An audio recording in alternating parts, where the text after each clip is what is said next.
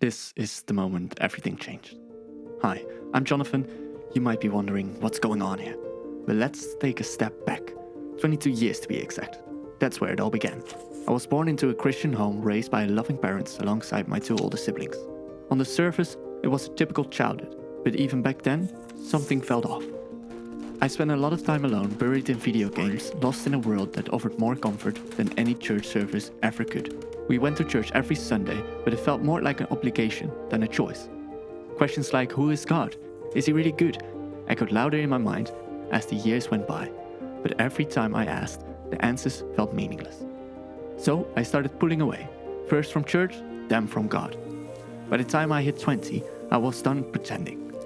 A growing conflict in the church only made it worse. I was done with God, with religion, with everything. That's when I made a choice. I decided to shut out God. If he wasn't good, I wanted nothing to do with him. And so I retreated. For 6 months, I did nothing but game, escaping deeper into the digital world where nothing else mattered. But even there, the question haunted me. If God exists, why isn't he who I need him to be? My anger hardened my heart. God couldn't be good, so he might as well not exist. Then, one day in the kitchen, something happened. In my frustration, my mom turned to me, simply said, I don't want you to give up on God. Give him one last chance. Something in me shifted. Maybe it was pride, maybe desperation. I don't know. But I decided to take her challenge. I would expose the lie for what it was. I started searching for Bible schools, half-heartedly at first. Every option felt wrong, but after a few dead ends, I find myself enrolled in a small school in the middle of nowhere. In Norway, of all places. Crazy, right? When I arrived on base, I felt nothing. No excitement, no anticipation, just confusion. Why am I here? I asked myself over and over. The people were welcoming, almost too friendly. And I was determined to stay hidden, to remain the outsider. My mission was clear.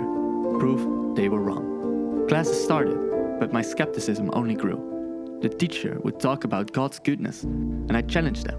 Is God good? They pushed back with scriptures, but the answer still left me restless. I was there, but I wasn't convinced. A tiny bit of curiosity began to grow. Days started into weeks, and somehow, without realizing it, I started warming up to people. Friendships formed, and against all odds, I began to enjoy life again. For the first time in years, I felt lighter. I started to see my anger has been consuming me, stealing joy and dragging me deeper into darkness. Then, one night during worship, everything changed. I was surrounded by people singing, lost in their devotion, while my mind was still racing. This is all fake, I thought, but amidst the noise, there was an undeniable peace growing inside me. It was foreign, almost unsettling, but it kept building.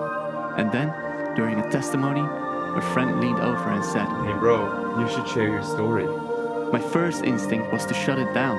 No way, I don't have a story worth sharing. But that peace wouldn't leave. It filled me up, and suddenly joy burst out of nowhere, a joy I had never felt before. Before I knew it, I was standing up, trembling, but sure of one thing. Words poured out of me. I believe. The room erupted in celebration, but for me it was as if time stopped. In that moment, everything clicked. I couldn't deny it anymore. Jesus is alive. He is the truth. He is enough. My search, my anger, my frustration, all led me to this point, to the realization that he is who he says he is. He died for me, for my brokenness, for my doubt. He set me free. Now my life has a purpose, to bring glory in everything I do. Jesus is good, better than I could have ever imagined.